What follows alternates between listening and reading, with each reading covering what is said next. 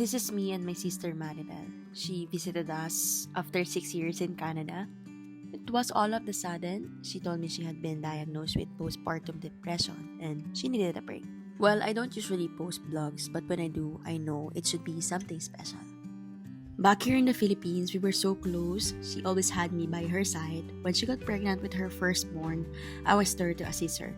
I was still in college at that time while she was a housewife, trying to run a small business and helping our mom with our karinderya. But everything changed when they moved to Canada. I could only imagine what it was like for them. Entering an unfamiliar country and asking what lies ahead of us. Kuya Dale and Ate Ma flourished in Canada more than I could have imagined. Umalis siya, graduating ako ng college. Nung balik siya, kasal na ako. It was tough. My sister could not come home when our papa died. She only got to visit his grave this year.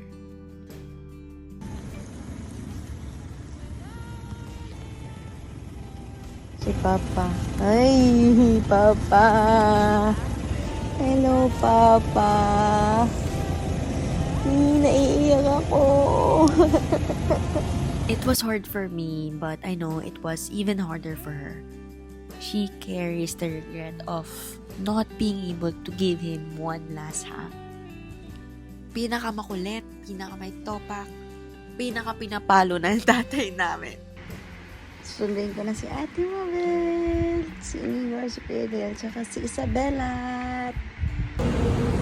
Practice lang. Si Isabel yun. Then gusto ko ano, on the way. Ay!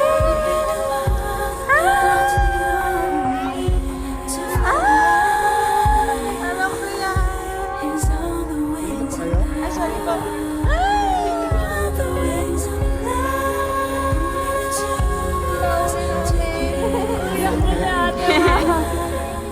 Hello. Thank you na. Pasensya na. Okay lang. Hello.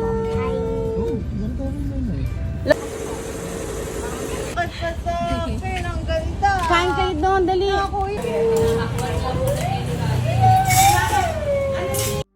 Welcome back, gangster.